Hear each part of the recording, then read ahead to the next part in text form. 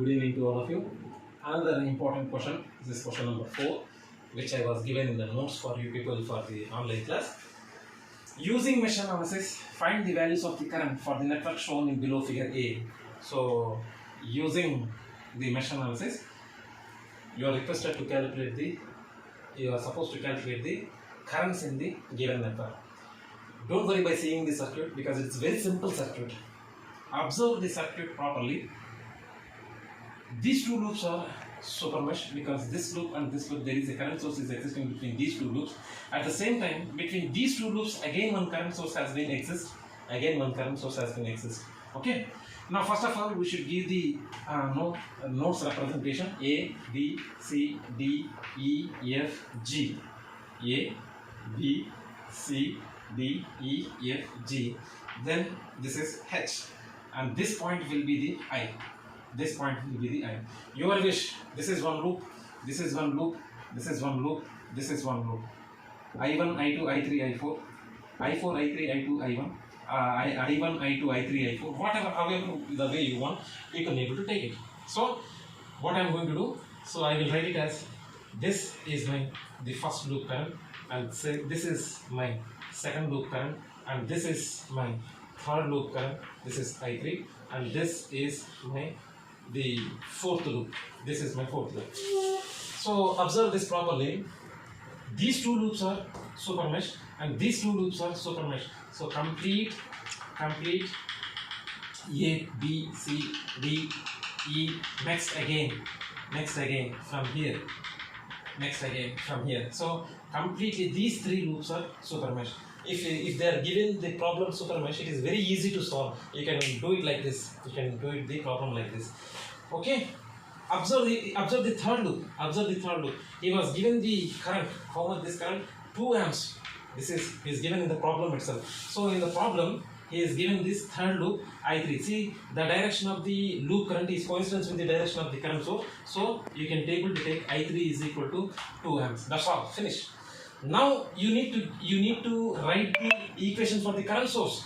We are having the two current sources here between these two loops and again between these two loops. So first you are having the direction will be like this. This is 3 amps. Okay. So first this is the second loop current and this will be the first loop current. So current source direction is coincidence with the second loop current. See here, second loop current direction is coincidence. This is okay. First loop current is not coincidence. It has been not coincidence the direction with the current source. So we are going to take it as a minus. So you can able to represent I2 minus I1 is equal to 3. So this is your first loop.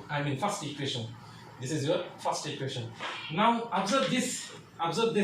We are having the second loop. Current source will be like this. So this is the direction is like this, and this is 1 amp. Here I2 current is coming like this. And I4 current is coming like this. I4 current direction is like this. See here, the direction of the second loop current is coincident with the direction of the first current source. So that you need to be taken as I2 minus I4 is equal to 1. Observe this. Observe here. So the direction of the loop current I2 is coincidence with the direction of the current source. So you need to be taking this is positive value. I4 is not coincidence with the direction of the current source. So we need to take it as a minus I4 is equal to 1.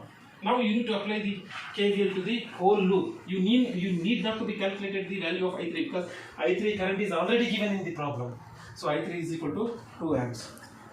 Apply the KVL. You need to apply the KVL. To the loop. Applying the KVL to the loop. What is that loop? A, B, C, D, E, F, I, H and A. So you need to travel from A to B. So minus 4. B to C, again you are having minus 4. C to D, you are having 1 into I2. Next, D to E, again you are having 1 into I4. Next, E to F. What is the E to F voltage? This is 5 volts. So minus 5. Next, you are having 1 ohm. This 1 ohm has been the true current. Okay. While writing the equation for the fourth loop, you should give the priority to the fourth loop.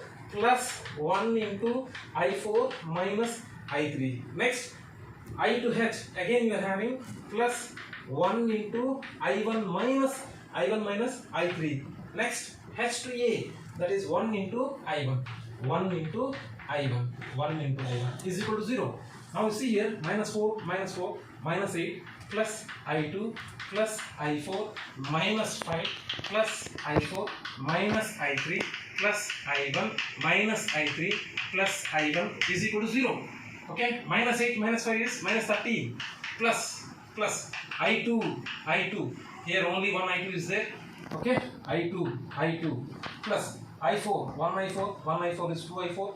So 2 times of I4 is there, 2 times of I4, okay, 1 I4, 2 I4, again, so I3 will be the 2 I3, 2 times of I3 plus 2 times of I1 is equal to 0, again, minus 13 plus I2 plus 2 I4 minus 2 times of I3 value, what is the value of I3? I3 is 2 amps, so 2 plus 2 times of I1 is equal to 0. Therefore, while writing the equation, 2I1 plus I2 plus I2 plus 2I4 plus 2I4 minus 13 minus 4. Okay, minus 13 minus 4 will be minus 17. So if it go to the right hand side, that is plus 17. So this is equation number 3. So solving equation 1, 2 and 3, you are going to get the value of I1, I2 and I4, not I3. I3 already given. So I1, I2, I4. So the value of I1 will be 2 amperes. The value of I2 will be 5 amperes. The value of I4 will be 4 amperes. This is the solution for the given network. So while writing the super mesh, first of all, remember whichever the loops are the identify the whichever the loops are the super mesh, and then whichever the you need to write the equation for the current source equation. So whichever the know how to write the current equation, so the direction of the loop current must be coincidence with the direction of the current source. Therefore that current you need to take the positive value. Whichever it is not coincident, you need to be take it as a negative. Then you need to be apply for the KVL to the entire loop. So solving those equation, you are going to get what is the value of I1, I2, I3 value. If 3 loops are there, I3 value. Thank you for watching this video.